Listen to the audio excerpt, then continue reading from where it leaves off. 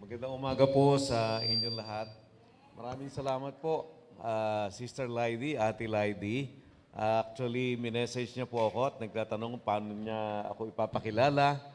Pero nakalimutan kong isend yung aking profile. Pero nagpapasalamat po ako. Nag-research po si Sister Lydie. Hindi ko alam kung saan niya nakuha.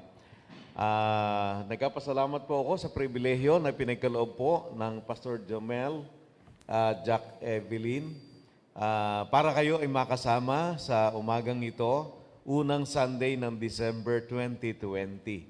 Actually, matagal-tagal na po ako hindi napunta rito sa pananambahan. At ngayong umaga ay nakita ko, naranasan ko yung pagkilos ng Panginoon sa inyo na ayan po, despite the pandemic and social distancing, ay puno po ang ating sambahan. Naniniwala ako na tayo naka-online pa rin. Para sa mga kapatid na hindi po nakapunta rito, pwede ho ba natin palakpakan ng Panginoon? Pasalamatan po natin. So, kami po ay na-late dahil doon po sa pagpasok ng Mindanao, NLEX, doon po ang traffic. Dahil lang sa mga nagkapakabit sa RFID. Pero salamat po sa Panginoon dahil umabot po kami ng ating praise and worship. At kami po ay naging nakapagpuri sa Panginoon kasama po natin sa pagluwalhati sa ating Panginoon. Samantalang ako po ay papatungo dito, actually, kagabi po ay inayos ko na po yung USB at PowerPoints. Pero samantalang ako po ay papunta rito, habang binubulay-bulay ko, yung original na mensahe na dadaling ko, parang nilid po ako ng Panginoon na baguhin yung aking mensahe. Kaya po, yan ang ipagpapakamanhin ko. Wala ho akong PowerPoint. Yung pong original na mensahe na dadaling ko, mukhang hindi po yan ang binibigyan ako ng kalayaan ng Panginoon na i-share sa inyo. Instead, ito po ang mensahe na gusto kong dalhin sa inyo. Actually po, magkasalita ako mamaya sa Mapulang Lupa at yung topic po nila, dahil sabi ni Pastor Jomel kung ano raw po yung topic. Yung pong topic na binigay nila sa akin, ang gusto kong i-share sa inyo. So, mas mauuna po kayo din sa Tiga Mapulang Lupa. Mamaya hong after lunch ay pupunta ako doon. Ang topic po na binigay nila sa akin ay moving forward. At kaya po ngayong umaga, yan po ang gusto ko i-share sa inyo. Paano po ba tayo mga mananampalataya ay magpapatuloy? Paano po tayo ay mag-move forward? Pangkaraniwan na po natin binabanggit yan, hindi ka pa makamove on. Di ho ba? Kapag kami nangyari na medyo hindi masyadong maganda, pagkatapos nalulumbay pa rin, naapektuhan pa rin yung isa't isa, sinasabi pa natin, move on ka na. Ayan. Mahalaga po sa buhay ang nag-move forward. No po. Sabi nga po, merong mga tao, may sama sila ng loob, may galit sa iba, abay nakapunta na sa buwan ang tao't nakabalik na, hindi pa rin nakaka-move on. Hindi pa rin nakalimutan yung sakit, yung galit, yung sama ng loob, yung pait na kanilang naranasan sa kanilang buhay. So, pwede po tayong pumili na tayo ay manatili sa kalagayan na tayo po ay may hinanakit, may sama ng loob, o kaya po tayo ay nasaktan at tayo po ay nagkaroon ng bitterness at dahilan po doon tayo po ay tumigil, tayo po ay naglaylo, o tayo po ay magdesisyon na magpatuloy. To decide to move forward despite what we have experienced. So ngayong umaga po, ay isi-share ko po sa inyo ang katotohanan ito, how to move forward as a believer. Sorry. Ano pala yung aking... At ang ating pong pagbabatayan ng salita na salita ng Panginoon. Tingnan ko lang po kung if this okay lang po. Yan. Ay sa sulat po ni Paul sa mga taga-Filipos, Philippians chapter 3, verses 4 and hanggang pong verse 15. Philippians 3:4 hanggang 15. Pwede ho ba tayong sa lahat ay tumayo at magbigay galang sa pagbasa ng salita ng Panginoon?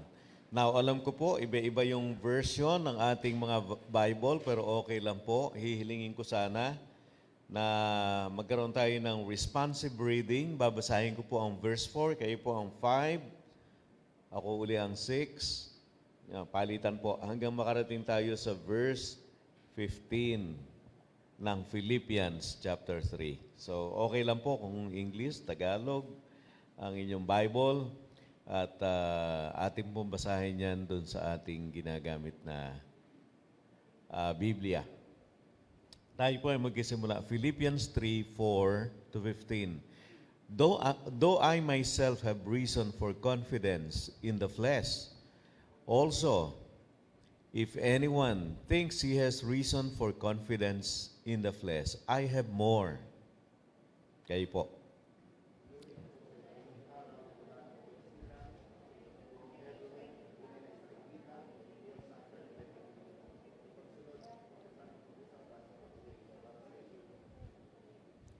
Verse 6 po ako, as to seal a persecutor of the church, as to righteousness under the law, blameless. Verse 7, okay po.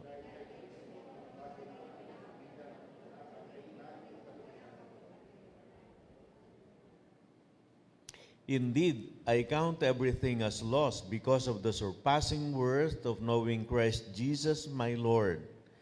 For his sake, I have suffered the loss of all things, and count them as rubbish in order that they might gain Christ.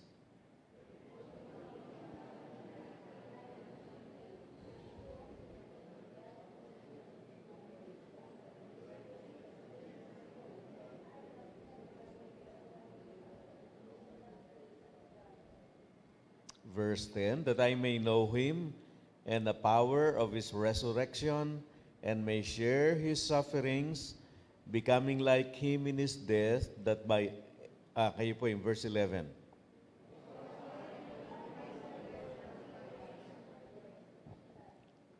Verse 12, not that I have already obtained this, or am already perfect, but I press on to make it my own, because Christ Jesus has made me his own.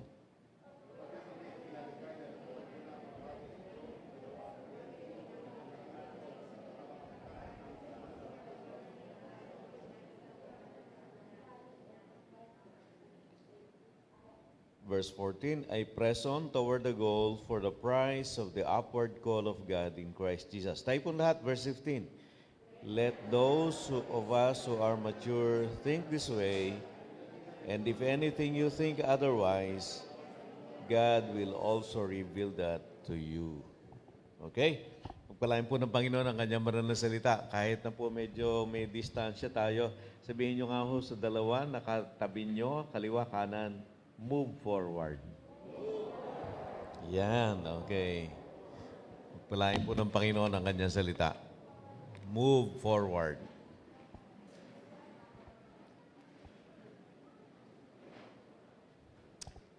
Sabi po, ang buhay Kristiyano po ay parang pamimisikleta, riding a bicycle. Ang pagbibisikleta po, you only gain your balance when you are moving. Makakabalanse ka lang kapag ikaw ay tumatakbo. Subukan niyo po, kapag kayo ay huminto na, maliban na naka-stand po ang bisikleta, kayo po ay mabubuwal. You have to move forward. So sa Christian life po, yan po ay totoo. The moment we stop, that's the moment that we lose our balance. We fall. We have to move forward. Tayo po ay kailangan magpatuloy. Mula po sa mga talata na ating binasa, makikita po natin ang magandang halimbawa ni Apostol San Pablo. Ito po ay sinulat ni Apostle Paul, ang aklat ng Filipos. Alam po natin, nasa bilangguan po siya. Pero tingnan niyo po, wala kayong mababasa sa sinulat niya sa Filipos na siya po ay nagtatampo sa Panginoon, na siya po ay nagsisisi, na siya po ay nagmumukmok. Sa halip, ang aklat po ng Filipos ay mababasa po natin paulit-ulit yung salitang rejoice. I rejoice, I am joyful. So in other words, si Apostol San Pablo po ay napakagandang halimbawa. Kahit pala tayo ay nasa mahirap na kalagayan, kahit na tayo po ay nasa hardships, tayo po ay may pinagdadaanan, tayo po ay nakaranas ng di inaasahan, pwede po tayo makaranas ng kagalakan. At dito po sa mga talata na binasa natin, meron po tatlong prinsipyo of moving forward. How do we move forward? Sabi po natin, ang buhay Kristiyano, kailangan po nagpapatuloy in order to gain balance. The moment you stop, you lose your balance, you fall. Kaya po, sa mga kapatid na kayo po ay may naranasan, hindi nyo inaasahan, pagka kayo po ay naglaylo, that's the time that you stop growing. That's the time that you also become stagnant. Kasi tumigil po kayo. The moment you stop, the moment also you lose your balance and eventually you fall. Dito po sa mga talatang ito, meron po tatlong bagay na nakita ko sa example ni Apostle Paul on how to move forward. Isa-isa po natin titingnan. Ang una po, you have to have a clean break from your past. Clean break from your past. Kailangan po meron kayong malinis na paghihiwalay sa inyong nakalipas. Clean break from your past. Pangalawa po, you have to have a clear objective for your life.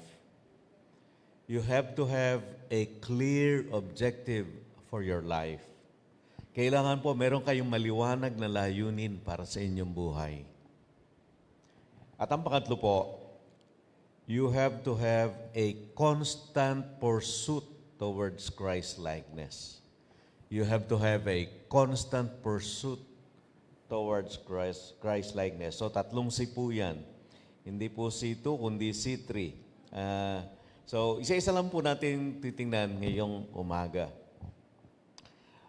Una po, you need to have a clean break from your past. Clean break from your past. Dito po sa chapter 3, verse 4 and following na ating minasa, medyo autobiographical po si Apostol San Pablo. Actually, he was narrating ano po ang dati niyang buhay. But more than that, ang sinasabi po ni Apostol San Pablo, ini-enumerate po niya ang credential niya. Ito po yung dating siya ay very proud. Ito po yung dating pinangahawakan niya.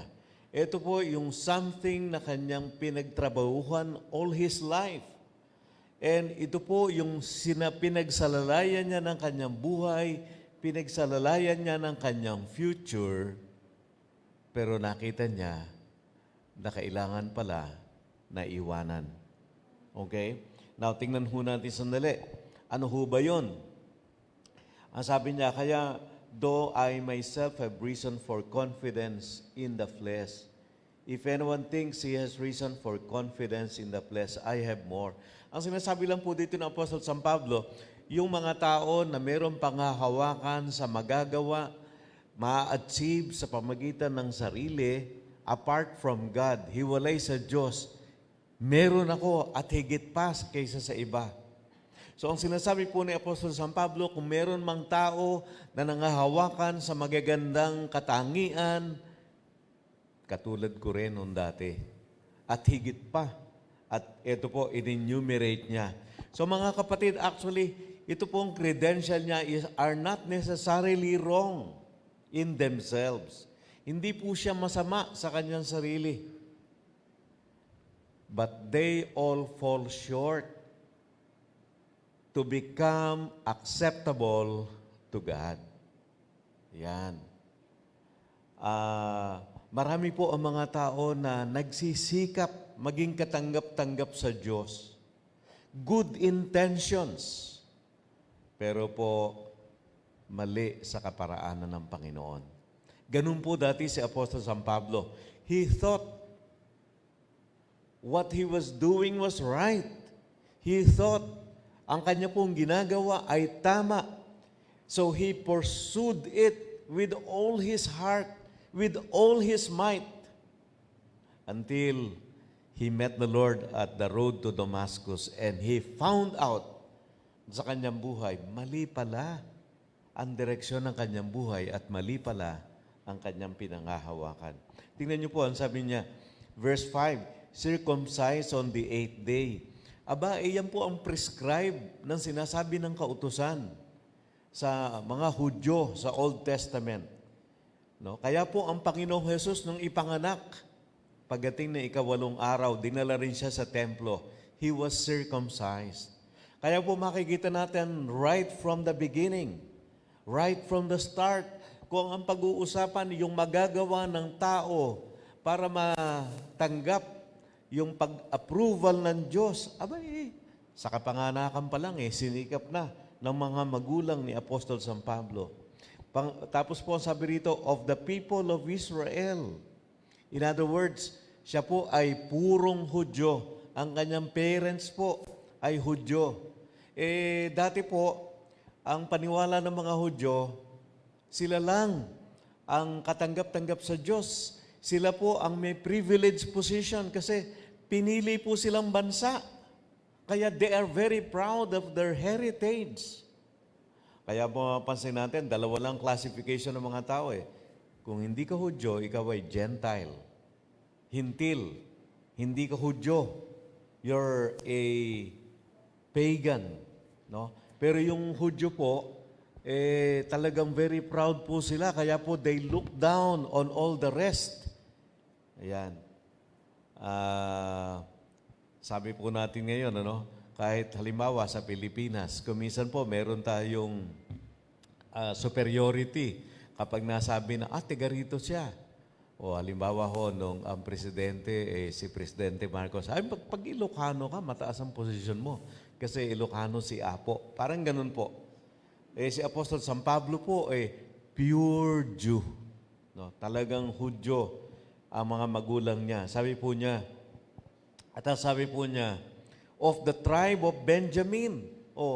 Ano po ang kahulugan nito? Ang Benjamin po, si Benjamin po ang isa sa anak ni Rachel na paborito. At dyan po nagmula ang unang hari ng Israel. At yan po ang tribo na very loyal kay David, elite tribe. No? Tribo kung saan nagmula ang unang hari ng Israel, si Saul. Kaya po makikita natin na ito po yung magagandang credential ni Apostol San Pablo. Pagkatapos sabi po niya, a Hebrew of Hebrews. Ang sabi niya, Hebreo ng Hebreo, by tradition, by language. Kahit na saan makarating, yung ginagawa, yung paniniwala, pinapractice pa rin, yung salita. Yan. Di ba? Kaya humimisa, nagugulat tayo, yung mga Pilipino, pag nakarating sa Amerika, nababago na po ang kanilang pangalan. Dati ang pangalan Gregorio Talahib. Ngayon, George Bush na. Naging Amerikano na kasi. No? Marami po yung ganung mga kalagayan. Kaya po, sabi nga nung isang naging member ko na Pilipino na nasa Guam, naku, pastor, kahit na kami mga pango, pero kami English speaking, American citizen na kami. Ayan. So ganyan po ang mga Hudyo. Kahit na basta po talagang full-blooded Jew, kahit na po nasang lugar, they still practice, they still believe the traditions that they have received from their elders. They love their language. They love all about their being Jewish. Kaya po sabi po ni Pablo, a Hebrew of Hebrews, as to the law, a Pharisee. Kung ang pag-uusapan ay kautusan, Pariseo. O ano po ang ibig sabihin nito? Alam niyo po ba yung mga Pariseo, yan po ang pinakamitikuloso sa pagsunod ng requirements ng kautusan. Ang mga Pariseo po, bukod sa Bible, meron pa ho silang aklat interpreting the Bible. At yung mga utos dito talagang dinitalye pa ho nila doon. And they wanted to follow it. They adhere to it. They practice it. Kaya kung ang pag-uusapan yung pagiging relihiyoso, wala nang dadaig sa mga Pariseo. At yung pagnanasa na maging matuwid. Kaya nga lang ho ang problema, self-righteous. Matuwid sa kanyang sarili. Ayan. Kuminsan po, marami po sa ating kababayan dyan nagkakamali. Kaya po pagka minsan ay kapag sinyera natin ng gospel at lalo na pag sinabi po natin na tayo ay nakakatiyak na napupunta na tayo sa langit, abay, nagugulat po sila. Ano? Paano ka nakatiyak? Ayan. Samantalang kami, lumalakad ng paluhod mula sa labas patungo sa loob ng simbahan. Hindi pa namin tiyak. Kasi po, nangahawakan sa sariling magagawa. Hindi pa nauunawaan po yung ebanghelyo ng ating Panginoon na hindi po dahilan sa iyong ginagawa, kundi dahilan sa ginawa ni Kristo para sa iyo. Amen ho ba? Kaya nga po sabi, dalawa lang ho ang relihiyon sa mundo. Two broad categories.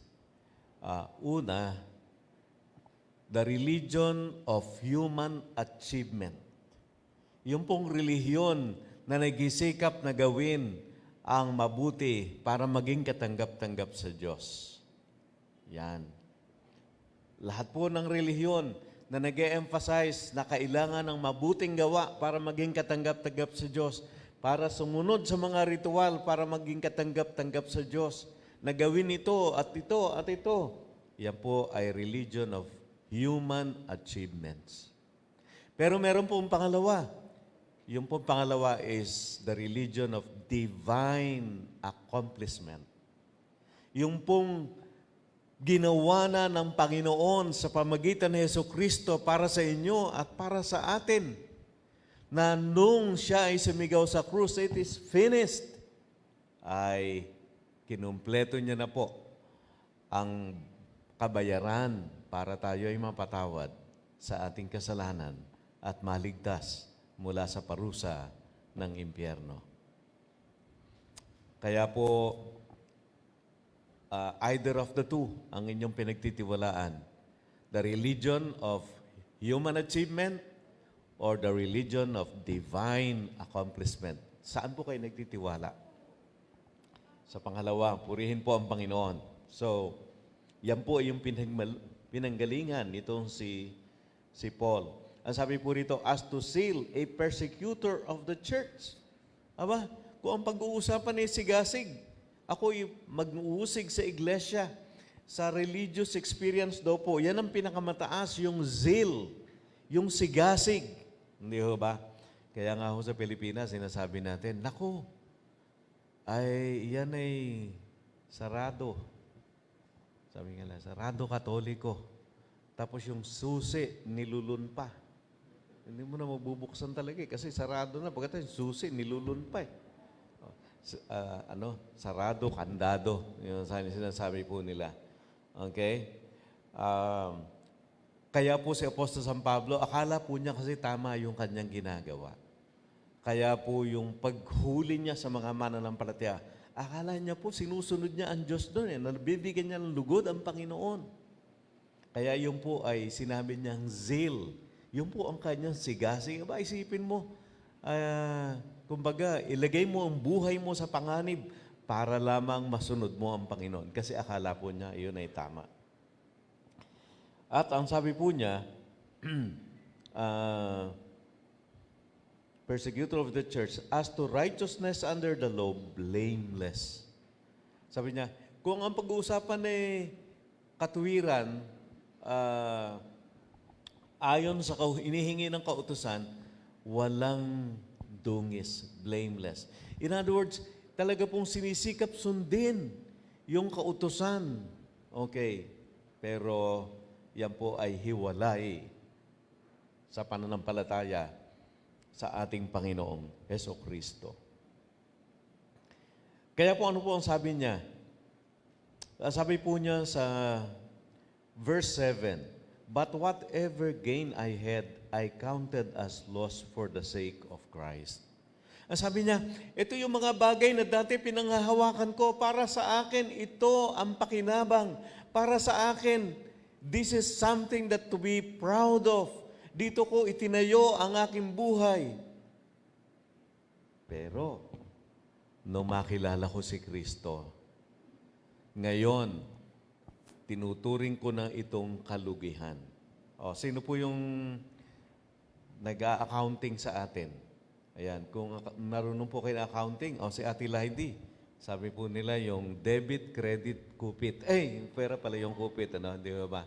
Ako ho ay hindi nakatapos actually na accounting. Pero yan po ang aking major sa college kasi nga po tinawag na ako sa Panginoon para pumasok sa Bible School. Pero po si Apostol San Pablo, kung titingnan po natin sa accounting principle, meron pong profit and loss. Meron pong pakinabang at merong kalugihan. Okay? Parang assets and liabilities.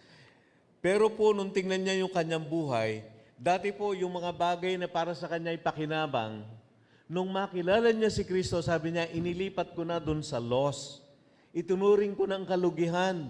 Okay? At ang sabi po niya, hindi lang pala kalugihan, kundi ay count them as rubbish. Alam niyo po yung rubbish? Dumi, manure, basura. Sabi po niya, in order that I may gain Christ. Ayan. At ang sabi po niya sa verse 9, "And be found in Him, not having a righteousness of my own, that comes from the law, but that which comes through faith in Christ Jesus, the righteousness from God that depends on faith." Ang sinasabi po ni Apostol San Pablo, ito yung dati kong pinagtitiwalaan, very proud of. Ito yung dati nasa side ng gain. Pero nung makilala ko ang ating Panginoon, inilipat ko na lahat dito bilang loss. Ito pala ay basura lamang, ito pala ay dumi lamang, ito pala ay walang halaga. Sa kapalit ng makilala ko at masumpungan ko si Kristo sa aking buhay. At ang sinasabi po niya, dalawa po, dati dito ako nagtitiwala para maging matuwid ayon sa aking ginagawa. Pero yung katwiran pala kay Kristo ay ipinagkakaloob bunga ng pananampalataya. Hindi ng aking magagawa, kundi ng aking pananampalataya kay Kristo. Napakagandang balita po sapagkat hindi mo kailangang sikaping maging mabuti para maging katanggap-tanggap sa Diyos. Ang kailangan po lang ay isuko ang iyong buhay, pagtiwalaan si Kristo at ang katuwiran ni Kristo ang ipagkakaloob sa iyo. Ang iyong kasalanan, dinala niya na sa krus, ang kanyang katwiran, ibinibihis sa iyo. Amen po ba? Lahat po ba tayo rito ay may ganong karanasan? Now, one time in our life, ay natanggap natin, nakilala natin ang Panginoon, napatawad tayo sa ating kasalanan, at nasigurado na po natin na tayo po ay pinagkalooban ng katuwiran na nagmumula sa ating Panginoon bilang regalo sa pamagitan ng pananampalataya natin sa Panginoon. Amen po ba? Pwede po ba natin palakpakan ng Panginoon? Kaya po yun ang sinasabi natin, we need to have a clean break from our past. Dapat po ma-identify natin saan tayo nagmula. Ano po yung nakalipas natin? Kaya nga po dapat yung buhay natin parang BC and AD. Parang yung pag-record natin ng taon ngayon. BC is before Christ, our life before Christ. And our life after we receive the Lord Jesus Christ. Kailangan po mayroon talagang turning point. May certain point in our life na tayo po ay nakakilala sa ating Panginoon. Pero that is also true sa ating mga buhay kahit tayo ay mga mananampalataya. Anything that has happened in the past, we need to break free from that past. In order for us to move forward, we cannot live in the past. Hindi po pwede tayo mabuhay sa nakalipas. Kailangan po nating magpatuloy. Kailangan po nating kalimutan. Kailangan po natin talikuran yung nakalipas and face the present and the future. Because if we do not do so, we cannot move forward. Kaya po, minsan, hindi po tayo makamove forward. Ayaw nating bitawan yung karanasan, gaano mang kahirap, gaano mang kasakit, na naranasan natin in the past. We don't want to let go.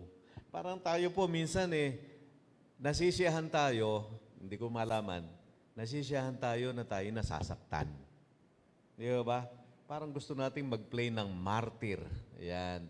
At nire-replay yung mga bagay na pinagdaanan natin.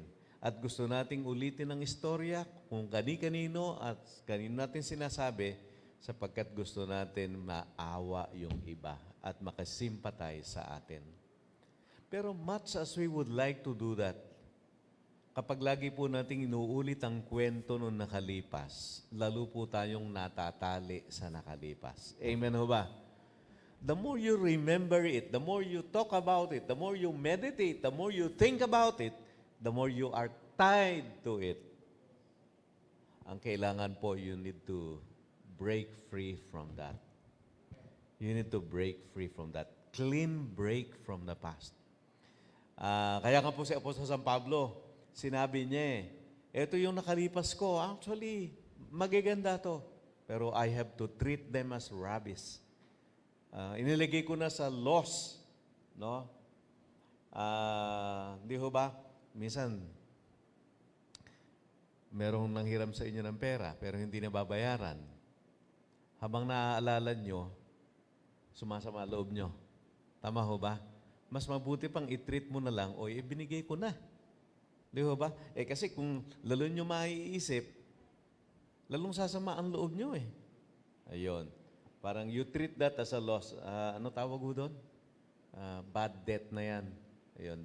Kinalimutan mo na. Ayan. Hindi naman sa maloob mo. Kasi, kumbaga, inilagay mo na doon sa loss. Now, hindi ko sinasabing lahat ng obligation dapat ho gano'n. Pagka tayo may utang, baka naman yun ang maging katwiran natin. I-treat mo na lang bilang bad debt para hindi na ako magbabayad. Pero hindi po. Ang sinasabi lang po natin, in order to move forward, we need to have a clean break from our past. Amen ho ba? So, mga kapatid, ano ho ba ang nangyari sa inyo in the past na parang hindi nyo mabitawan? Lagi nyong hinahawakan. Ang nangyayari ho ba yung, alam niyo ho ba yung sugat na ano tawag doon? Gagaling na pagkatapos medyo makakalmot mo, pagkatapos mananariwa na naman. Ayan. Kasi hindi mo pa siya binibitawan. Let go of the past. Let go of the past. Alam niyo ba, kaya tayo, nung patawarin ng Panginoon, sabi po, ay inilagay doon niya doon sa pinakamalalim na parte ng dagat. Kung gaano kalayo ang kanluran sa silangan, as far as the east is from the west, ganun pinatawad tayo ng Panginoon. Hindi ho sinabi na as far as the north is from the south. Kasi yung north at south, masusukat ho yun. Pero yung west tsaka east, hindi ho nasusukat yon. Sabi ni Pastor Marcelo, namamatay na nga si Pastor Marcelo, inilagay doon ng Diyos yung ating mga kasalanan doon sa pinakamalalim na ng dagat, pusod ng dagat. Tapos sa ibabaw ay nakalagay, no fishing allowed. Wala nang dapat humalukay doon kasi kinalimutan na ng Panginoon. Ganon din po sa ating mga buhay. Let go of the past. Clean break from the past. Amen po ba? Pero hindi po lamang sapat yun. In order to move forward, we do not only need to have a clean break of the past, we need to have a clear objective for our life. Maliwanag na layunin sa ating mga buhay. Ito pong sinasabi ni Paul sa verse 10. Sa verse 10, sabi po niya, pagkatapos niyang tanggapin yung katuwiran na binigay ng Panginoon by faith, ang sabi po niya, that I may know Him. That I may know Him. Sa Bible po, ang salitang know, ang kahulugan po ay intimate, experiential knowledge. Ang sinasabi po ni Apostol San Pablo, ang nasain ko sa aking buhay ngayon ay maging malapit kay Kristo, lalo siyang makilala, to be intimate with Christ.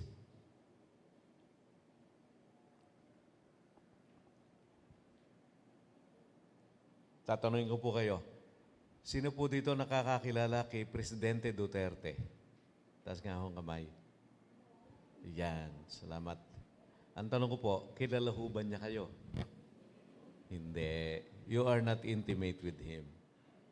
Kilalang lang ho niyo siya because he is the President of the Philippines. General knowledge. But you are not a friend of Digong. I am not a friend of Digong. Ang sinasabi po dito ni Apostol San Pablo, I don't merely want to have a general knowledge of Christ. I want to be intimately related to Him. Yun po yung sinasabi niya. Dito po ang dapat maging objective ng buhay niyo at ng buhay ko. Lalo nating makilala ang ating Panginoon. Magkaroon ng malapit na kaugnayan sa Kanya.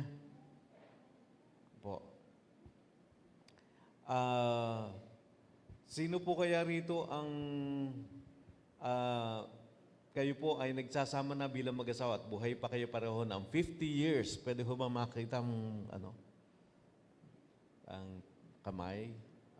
Medyo mga bata pala yung mga nandito. 40 years and above.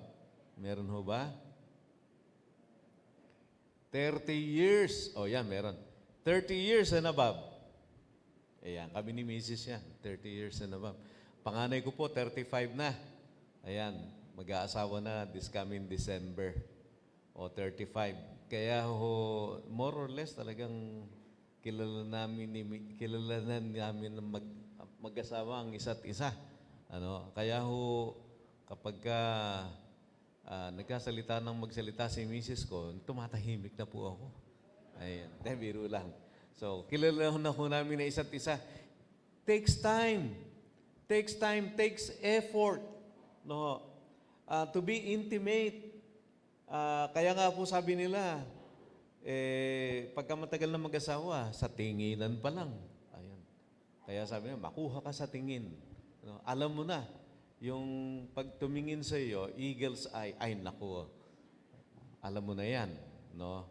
So, because you walk every day together. So, yan po ang sinasabi ni Apostol San Pablo. Tingnan po natin, ano po ang gusto niya malaman at maging intimate. Sabi po niya, and the power of His resurrection. Sabi po ni Apostol San Pablo, gusto ko maranasan ng kapangyarihan ng kanyang pagkabuhay na maguli. Teka muna, anong ibig sabihin nun?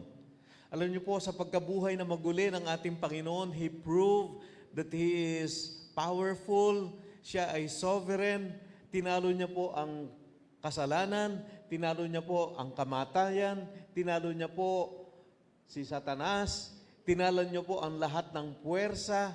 Ang kamatayan po, ang kinatatakutan ng mga tao. But Jesus rose from the dead. Alam po natin ang kamatayan ay bunga ng kasalanan, kaya po nung siya ay nagbangon mula sa mga patay, pinatunayan niya po meron siyang kapangyarihan over sin, over death, over the enemy, over all the powers. At ang sinasabi po ni Apostol San Pablo, gusto ko yung kapangyarihan na yon, maranasan ko sa buhay ko ngayon. So that I am not only assured that I'm going to heaven, but I am victorious over sin. I am victorious over Satan. I am victorious over the world. I am victorious over my own tendency, sinful tendency, and I am victorious even over the enemy. Yun po yung kapangyarihan ng pagkabuhay na maguli at work in our life. Kaya po mga kapatid, kaya po sinasabi sa banal na kasulatan, tayo'y nakipag-isa kay Kristo. Tayo ay namatay kasama ni Kristo. Amen ho ba? Tayo ay nalibing kasama ni Kristo. Amen ho ba? Pero tayo ay muling nabuhay kasama ni Kristo. Amen ho ba? Kaya po, yung ating dating pagkatao, nalibing na po yan eh. Kuminsan lang, nare-resurrect pa. Kasi pinapayagan natin. Pero tagumpay na po tayo dyan. At ang kapangyarihan ng pagkabuhay ni Kristo, ang susi upang maranasan natin practically sa ating buhay, ang katagumpayan na yan. Parang ganito ro po. Nagkatrabaho kayo sa isang opisina. Meron kayong boss, napakahigpit, napaka-stricto. No? Pag kayo nag-break, pag sumobra kayo ng 1 or 2 minutes, babawasin sa sweldo nyo. Talagang, pag nahuli kayo ng pasok nyo 8 o'clock, pag dumating kayo ng 8:01, bawas sa sweldo nyo. Napakahirap, di ba? Lalo na sa Pilipinas, talagang ma-traffic. Pero sa kabutihan palad, napalitan yung boss nyo. Napalitan yung boss nyo. At ang kapalit, napaka-considerate at mapagmahal sa mga empleyado. Malate ka ng 5 minutes, pinigibigyan ka. Medyo sumobra ng konti sa break, naiintindihan ka. Kaya tuwan-tuwa na kayo. Pero, halimbawa dumating yung dating boss mo. At ang sabi sa'yo, bakit ka na naman sobra sa break? Bakit late ka na naman ng pagpasok kanina? Ang tanong, paapekto ka pa ba? Paapekto? Hindi mo na siya boss ngayon eh. Gusto lang niya na pasunurin ka, pero wala na siyang kapangyarihan laban sa iyo ngayon. Amen ho ba? Bago na boss mo eh. Hindi mo na siya kailangan pakinggan. Hindi mo na siya kailangang sundin. Yan po. Because of the resurrection of Christ, yung pong dating pagkatao natin, hindi natin dapat sundin sapagkat tayo po ay matagumpay na sa pamagitan ng ating Panginoon. Amen po ba?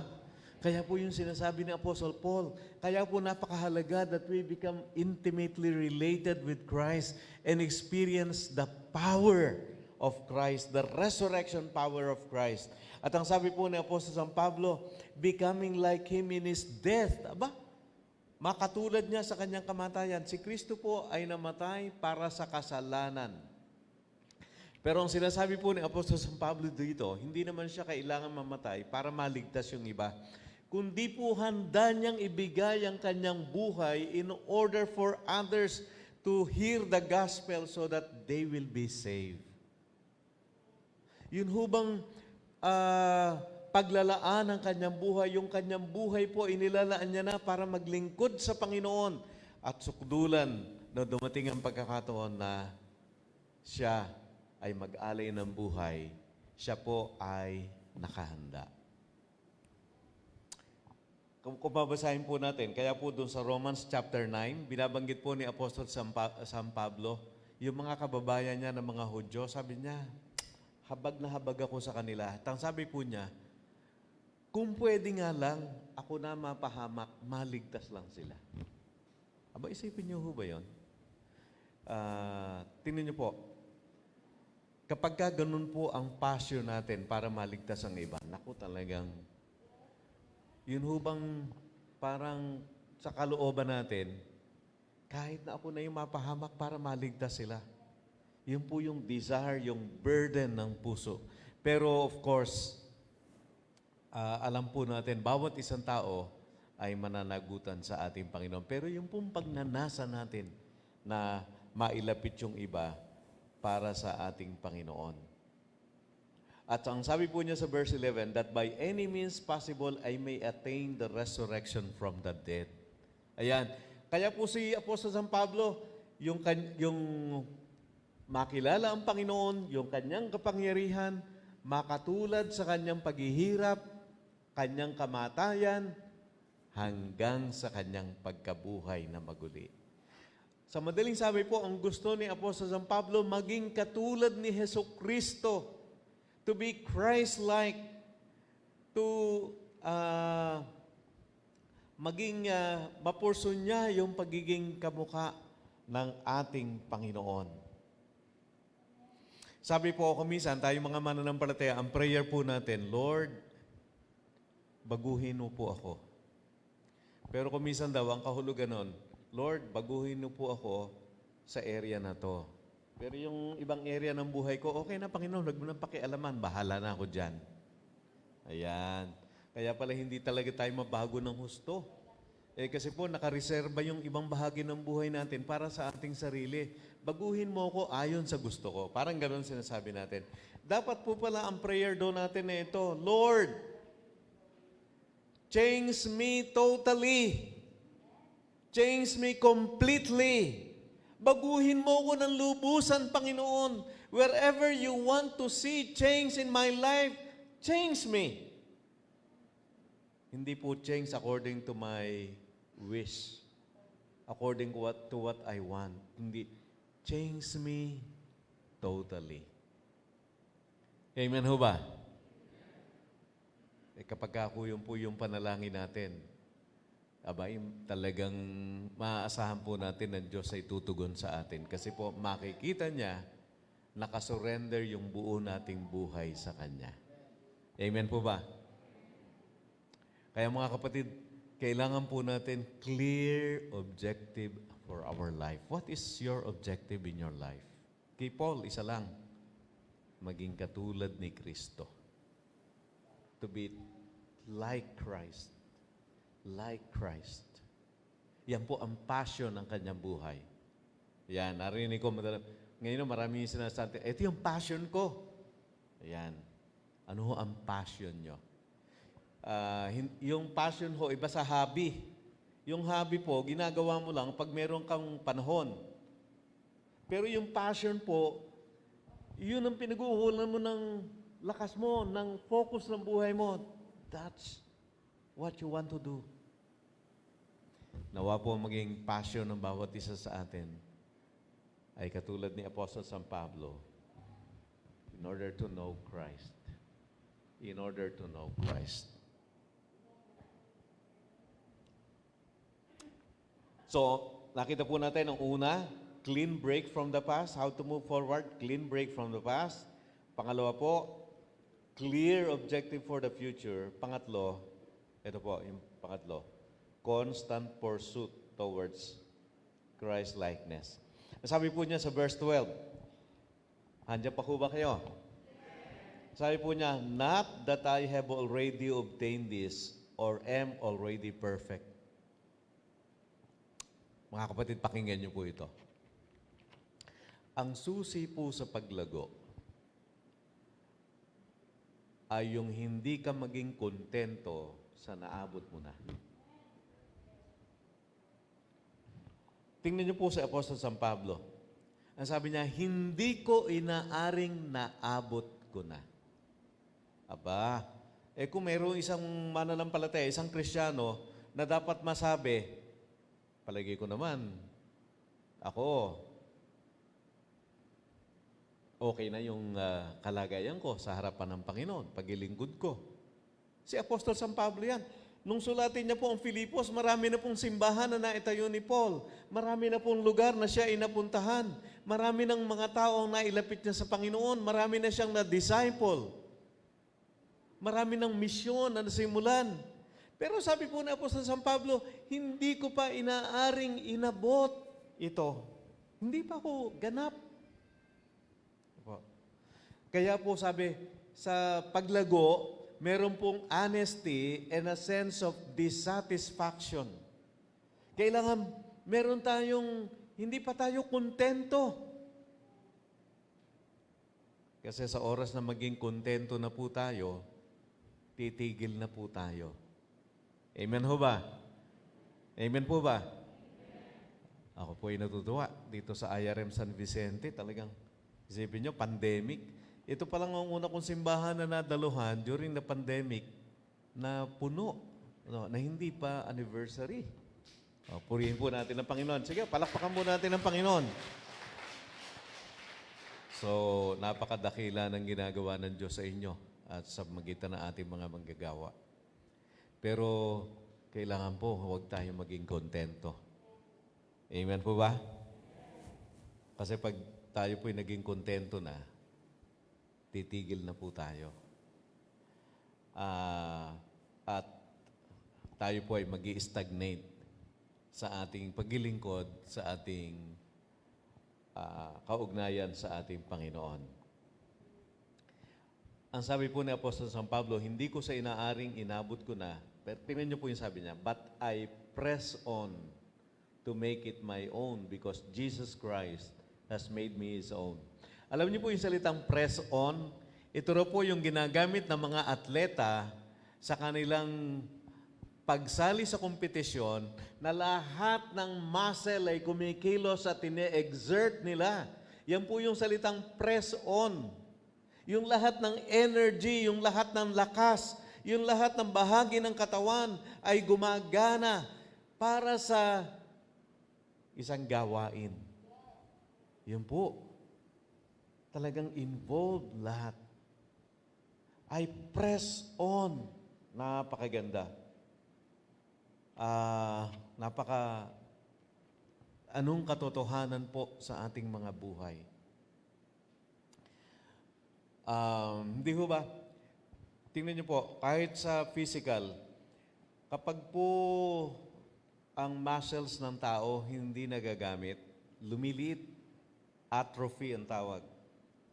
Pero habang kaya po pag kami nagkakasakit tayo, nahihiga tayo, medyo matagal, mapapansin nyo, ay, nawala yung muscle natin sa binti. Pumaya tayo. Kasi po, hindi na exercise eh. So, ganun din po spiritually, kumbaga. Spiritually. We build the spiritual muscles by engaging yung ating buhay sa ating paglilingkod sa ating Panginoon. Kaya po pagka nire-require tayo ng mga leader natin, mag-memorize, mag-aral, magsagot ng lesson, gawin po natin. Bumisita, mag-follow up. Kasi po yan nakakatulong po sa atin. Yan po ang nagpapalakas sa atin. Amen po ba? One time po sa aking ministry, parang sinabi ko, siguro kung meron ako i-disciple, dapat si misis ko kasi lagi kong kasama. Kaya ang ginawa ko po one time, ay mga seminar ko inaatinan, sinama ko na rin siya. Kasi nung malilito mga anak namin, lagi niiwanan sa bahay pero nung malalaki na po yung mga anak namin, visitation, Bible study, mission, seminar, whatever, pag-share ng gospel, sinama ko na siya. Ngayon, mas marami siyang dinidisciple kaysa sa akin. Opo, araw-araw, no? Kaya po, minsan nagugutom na ako, hindi pa luto ang pagkain. Nag-disciple si misis ko, inuunawa ko po yun. Okay lang. Kasi po, alam ko, nag-i-invest siya ng time sa mga tao at natutuwa po ako sapagkat yung mga tinidisciple niya talagang pag may nag-birthday, may may party sila. Meron silang celebration. Tuwan-tuwa yung kanyang mga tinuturuan. Pero alam niyo po, it comes with a price. Kailangan po talaga may sakripisyo. Kailangan po talaga yung may focus. Kailangan po talaga yung constantly ay ito ay isinasakatuparan. At yung po ang sinasabi ni Apostol San Pablo, I press on to make Jesus my own. Paano po yun? Ang sabi po sa verse 13, Brothers, I do not consider that I have made it my own. Inulit niya uli. Hindi ko pa inaabot. Ito po, one thing I do. Aba, sabi po ng mga nag-aaral, yung buong buhay Kristiyano at paglago, isang sentence lang kay Paul. Ano yon? Isang bagay ang ginagawa ko. One thing I do. Dapat kayo at ako, yan po ang passion natin sa ating buhay. One thing I do. A man of one thing, a woman of one thing. Only one thing which is very important. One thing which is paramount. What is that one thing in your life? Kuminsan po, kaya hindi effective, ang dami nating ginagawa. Maraming hati-hati. Parang yung nadinig ko pong kwento sa isang magsasaka. Pagka umaga, kasi taga-bukid din po ako Pagka umaga, panahon ng tagulan, sabi ng magsasaka, aararuhin ko yung isang kabang lupa na aking sinasaka. Kaya po, gumising siya na maaga, kinuha niya po yung kanyang kalabaw, dala ang kanyang araro papunta sa bukid para simulan yung pagbubungkal. Pero nung siya po ay naglalakad na, ay nakita niya po yung troso na dapat ay kanyang gagawing kahoy. Kaya binitawan muna ang araro at itinali ang kalabaw at kinuha ang, ano ba yun? Palakol para gawing kahoy yung troso. E nung kukunin niya po ang palakol, ay nakita niya po yung alaga niyang mga manok na hindi pa napapakain. Kaya binitawan, hindi pa nakukuha yung palakol, kinuha naman yung lalagyan ng pagkain ng mga manok para pakainin ng manok. Pero nung siya po ay papunta sa manok, ay nakita niya po yung kanyang mga halaman na hindi pa nadidiligan. Kaya binitawan na naman yung palakol at yung manok at inano naman po yung pandilig. Sa madaling sabi po, buong maghapon walang natapos. Kasi ang daming gustong simulan. Alam niyo po ang susi sa isang buhay na effective, isang bagay lang. One thing I do. What is that one thing in your life? Yung pong one thing that will really put your life together. Hindi ba? Sabi natin, pagkaan natin, parang sabog Tingnan niyo po yung walis. Kapag wala po yung, ano tawag doon? Yung bumibigkis sa kanya. Mahirap gamitin. Sabog Pero ilagay mo yung bumibigkis sa kanya, isa lang yun, no? Magagamit mo po siya ng gusto. Kailangan po yun. Yung one thing I do. Yung tayo po, pinupurso natin, ang nasain ng Panginoon sa atin, na tayo ay maging katulad niya. At dito po sa verse 13, sinabi niya kung paano magagawa yun. Sabi niya,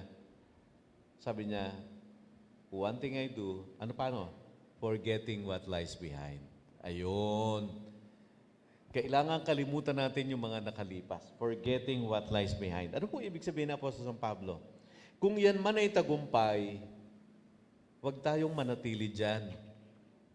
Kasi yung iba po, nagtagumpay na.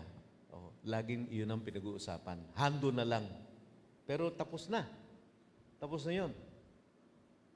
Kaya po hindi na nagpo-forward Kasi nagkontento na dun sa past victory.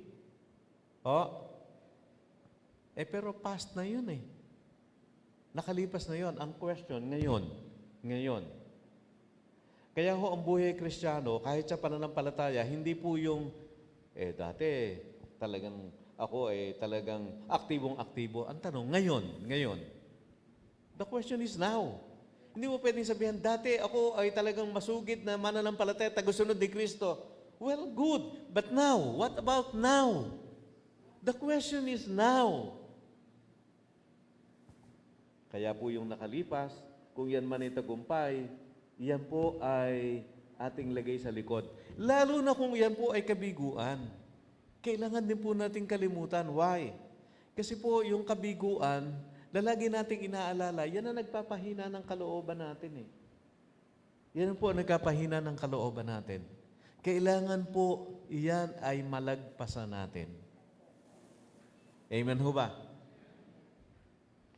Sa basketball, si Michael Jordan po yung tinuturing na greatest of all time. Sabi niya, GOAT. Pero sabi ni Michael Jordan, alam niyo ba kung gaano karaming pagkakataon na ako'y nabigo? Last shot, hindi ko na-shoot. Pero kaya siya naging matagumpay kasi hindi siya tumigil. Amen ho ba? Kaya ho, tagumpay man, sabi po, si Michael Jordan, ang attitude pala sa basketball ganito, kahit lamang sila, hindi niya yun iniintindi. Ang iniisip niya, nalalamangan pa sila. Kahit na lamang na po sila, kukunti na yung panahon, ang oras, hindi niya pinapakinggan yun. Ang feeling niya, lamang pa yung kalaban, kaya pinagbubuti pa niya. Kaya ho mga kapatid, may matututunan po tayo kahit doon sa mga nasa sports sa Christian life. Amen po ba? Sa mga dito po sa IRM San Vicente, kayo po ay nakita natin yung pagkilos ng Panginoon sa pag-disciple. Well, purihin ng Panginoon. Meron na ho kayong 10, 12 na dinidisciple ngayon. Pero sana po, pag-pray natin, hindi po tayo titigil doon. Kung bibigyan pa tayo ng Panginoon ng pagkakataon upang magamit sa ibang mga tao at maparami pa ang pinaglilingkuran, pinag-iinvesta natin ng ating buhay. Amen po ba?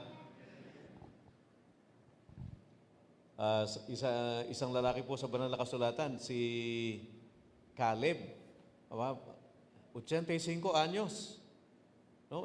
Sino ho ba rito? 85 na? Wala pa siguro. 85 years old. Nung nagpunta kay Joshua, sabi niya, Joshua, pwede bang ibigay mo sa akin para aking sakupin yung bundok kung saan nakatira yung mga higante?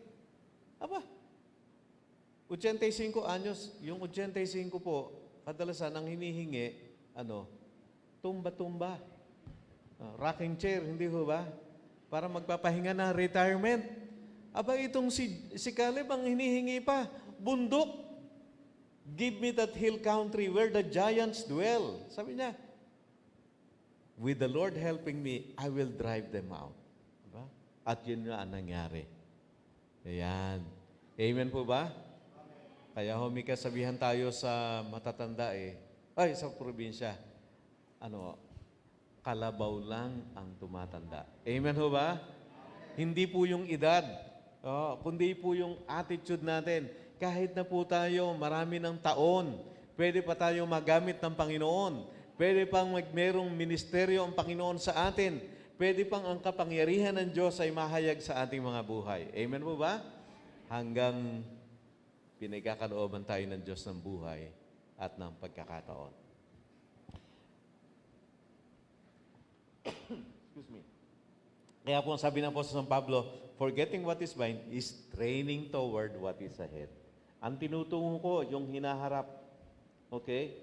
I press on toward the goal for the prize of the upward call of God in Christ Jesus. Ano po ang goal? Christ-likeness. Ano po ang prize? Ano po ang goal? Christ-likeness dito. Ano po ang prize? Christ-likeness kapag tayo po ay nakatagpo na ng ating Panginoon. Amen po ba? Kaya po hindi tayo mabibigo. Yes, habang tayo nabubuhay, Hindi tayo talagang magiging completely perfect, pero we will sin less and less. We will not be sinlessly perfect, but we will be sinning less and less. And we will become more and more like the Lord Jesus Christ. At yan po ang napakagandang layunin at kalooban ng Diyos sa ating mga buhay.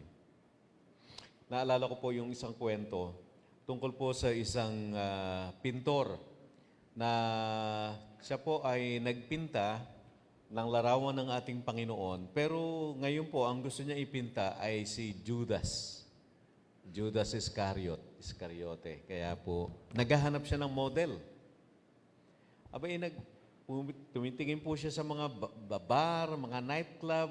Wala po siyang makitang tao na mag-resemble kay Judas. May nagpayo po sa kanya, siguro maganda punta ka sa bilangguan. At doon ka pumunta doon sa Bartolina. Siguro makakakita ka doon ng model na mag-resemble kay Judas. No? Kaya magtataka ho ba kayo? Meron ho ba sa mga magulang na nagpapangalan ng Judas sa inyong anak? Mukhang kahit aso, hindi natin pinapangalanan ng Judas no? Baka hudasin tayo nung aso Anyway, pero so siya po ay nagpunta sa bilangguan. Doon sa kaloob-looban, yung pinakamasama, yung mga kriminal, ay meron siya nakita. At talagang pwedeng-pwede itong maging model ni Judas.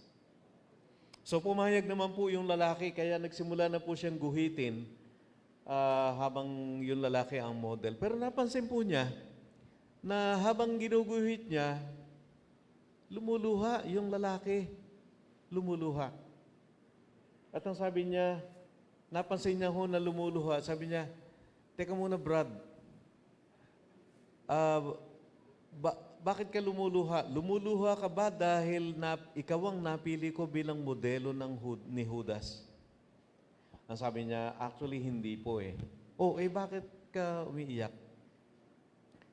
Kaya po ako umiiyak. Kasi po nung pumili kayo ng modelo para kay Jesus, ako rin ang napili nyo.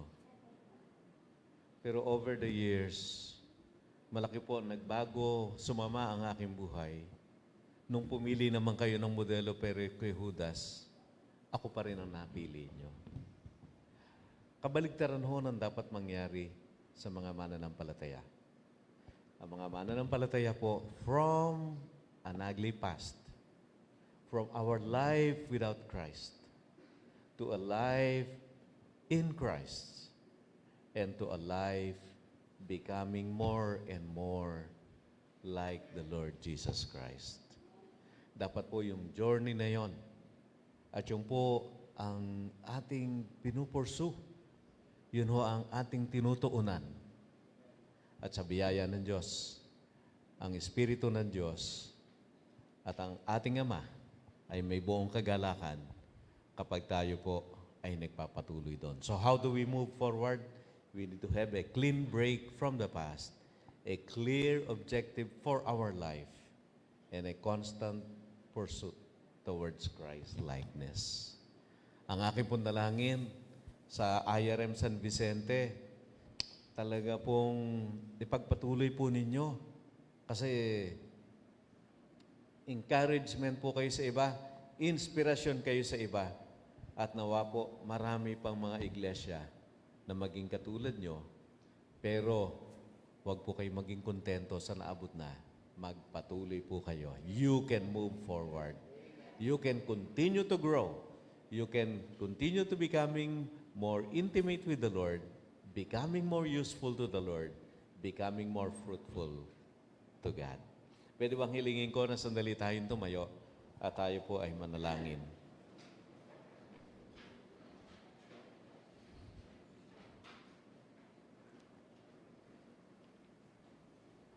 Panginoon, ngayong umaga, nagkapasalamat po kami sa iyong kabutihan, sa iyong biyaya, sa iyong mga anak sa iglesyang ito. Maraming salamat sa pagkilos ng iyong banal na Espiritu sa kanilang buhay. Maraming salamat sa kasigasigan. Maraming salamat sa kauhawan. Maraming salamat sa kanila pong pagnanasa na maranasan kayo sa kanilang buhay. Mapaglingkuran kayo sa kanilang buhay. Maranasan ang pagdaloy ng iyong kapangyarihan sa kanila. Dinadalahin ko po sa iyo, Panginoon, lalo magpakahayag ka po sa iyong mga anak. Pangunahan mo po ang iglesyang ito, O Diyos. Maraming salamat sa mga manggagawa, ang Pastor Jomel, O Diyos, Jack Evelyn, mga leaders, mga members, mga small group leaders, discipleship leaders. Nawa po, Panginoon, O Lord, patuloy po yung objective nila ay maging maliwanag sa kanila at patuloy nilang i-pursue ang pagiging katulad mo in character, in service, in their life, O God, in their testimony. At pagpalain mo ang kanilang influence, pagpalain mo, Panginoon, ang kanilang pagpapatotoo sa labas sa mga hindi pa nakakakilala sa iyo. At nawa po, Diyos, marami pa ang mailapit at madala sa iyong banal na paanan. Alam po namin, may dakilang bagay ka pa na isa sa katuparan sa iyong mga anak. Dalangin namin sa iyo, O Diyos. Patuloy lang maranasan ang pagkilos ng iyong biyaya, ang kapangyarihan ng iyong salita sa kanilang mga buhay. Ibinabalik po namin sa iyo ang kapurihan. Ibinabalik po namin sa iyo ang pasalamat sa iyong nagawa, sa iyong ginagawa, at sa iyong gagawin pa sa iyong iglesia, sa buhay ng iyong mga anak. Ito po ang samo namin dalangin sa pangalan ni Jesus na aming Panginoon at Tagapagligtas. Amen. Amen at amen.